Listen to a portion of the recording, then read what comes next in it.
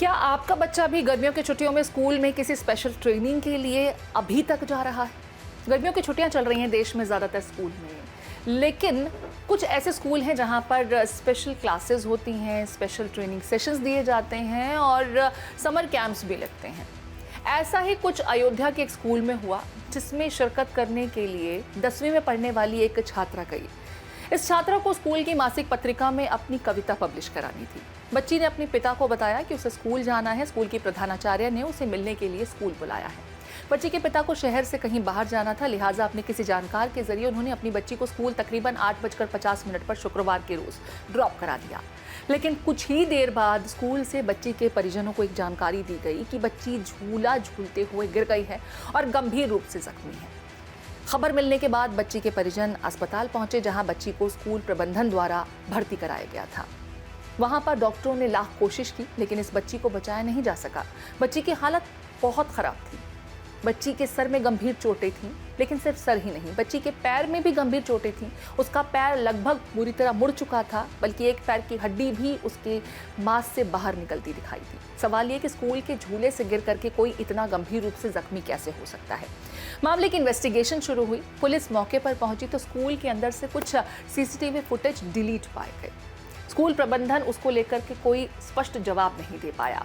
Police अधिकारियों को शक हुआ। इन्वेस्टिगेशन को और बेहतर तरीके से शुरू किया गया, जिस दरमियान पुलिस को स्कूल के बाहर के हिस्से में एक वीडियो हाथ लगा, जिसमें बच्ची तीसरी मंजिल से नीचे गिरती हुई दिखाई देती है।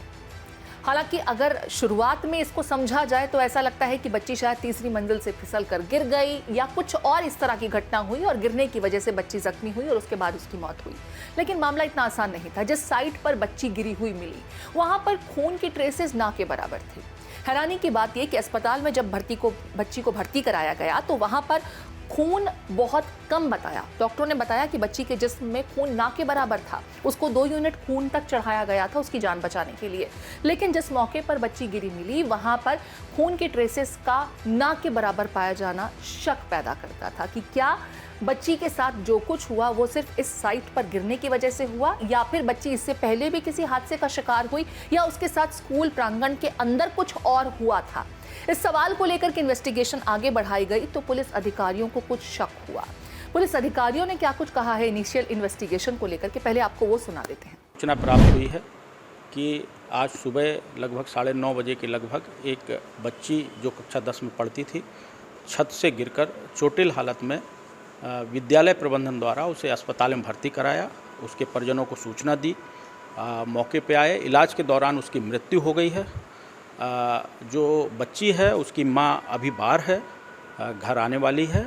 उनके द्वारा जो भी तहरीर दी जाएगी उसके आधार पर और जो साक्ष्य हैं, सीसीटीवी कैमरे, इलेक्ट्रॉनिक सर्विलांस, उनके आधार पर सही इन्वेस्टिगेशन करके कार्रवाई की जाएगी। अब यहाँ पर आपको ये बताना ज़रूरी है कि पुलिस इन्वेस्टिगेशन में कुछ ऐसे जानकारी पुलिस अधिकारियों के हाथ लगी हैं, जिसके बाद स्कूल प्रबंधक, जिनका नाम ब्रजेश यादव है, स्कूल की प्रधानाचार्य रश्मि भाटिया उनका नाम है, और साथ ही साथ स्पोर्ट्स टीचर अभिषेक कनौजिया इनका नाम है, इनको लेकर के शक पैदा हुआ।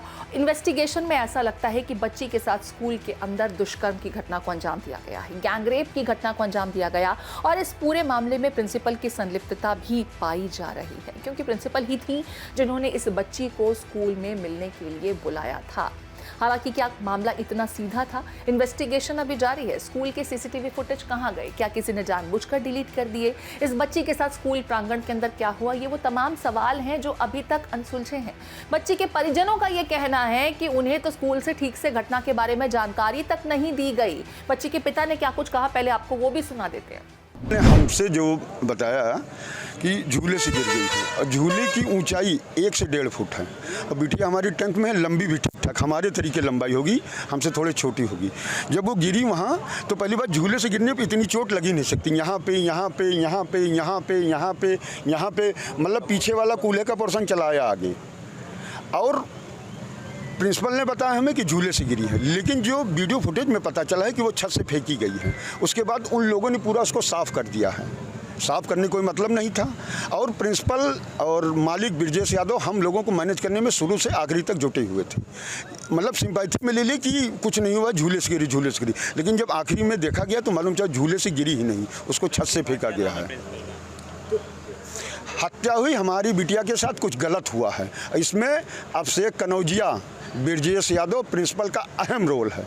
ये सब लोग लीपा पोती करने के लिए हम लोगों के साथ मैनेजमेंट कर रहे थे। सोचिए, एक पिता जिन्होंने ये सोच कर के अपनी बच्ची को गर्मियों की छुट्टियों के दरमियान स्कूल ड्रॉप किया कि बच्ची मासिक पत्रिका में अपनी कविता पब्लिश कराना चाहती है, बच्ची कुछ करने का सपना देखती है, एक अच्छे लेखक के रूप में खुद को शुमार करना चाहती है। उन्हें क्या पता था कि स्कूल से आज उनकी बच्ची जिंदा उनके घर नहीं लौटेगी। अस्पताल से उन्हें अपनी बच्ची की लाश मिली। फिलहाल 3 डॉक्टरों का एक पैनल इस बच्ची का पोस्टमार्टम करेगा, जिसके बाद तस्वीर ज़्यादा बेहतर तरीके से स्पष्ट हो पाएगी। लेकिन फिलहाल अब तक जो तमाम सबूत हाथ लगे हैं उसे देख करके पुलिस अधिकारियों की यही राय है कि इस बच्ची के साथ स्कूल के अंदर कुछ गलत हुआ है। बच्ची का फोन इंटैक्ट है। हैरानी की बात है कि तीसरी मंजिल से गिरने के बाद फोन सही सलामत है। बच्ची की जो हालत है उसे देख करके तो नहीं लगता कि बच्ची के साथ सिर्फ उसी मौके पर सब कुछ हुआ।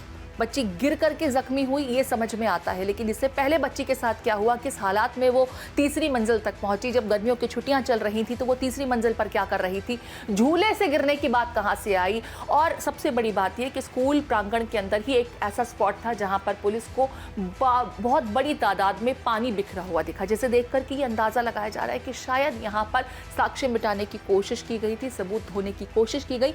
पुलिस अधिकारियों को यह भी शक है कि शायद वहां पर काफी बड़ी तादाद में बच्ची का खून बहा था, जिसे वॉश ऑफ किया गया है। इस पूरे मामले को लेकर के इन्वेस्टिगेशन चल रही है, पोस्टमार्टम रिपोर्ट का इंतजार किया जा रहा है। लेकिन हर एक अभिभावक इस घटना को लेकर के न सिर्फ खुद को कनेक्ट करके देख रहा है कि क्या हमारा बच्चा जब स्कूल में जाता है तो वो सुरक्षित है।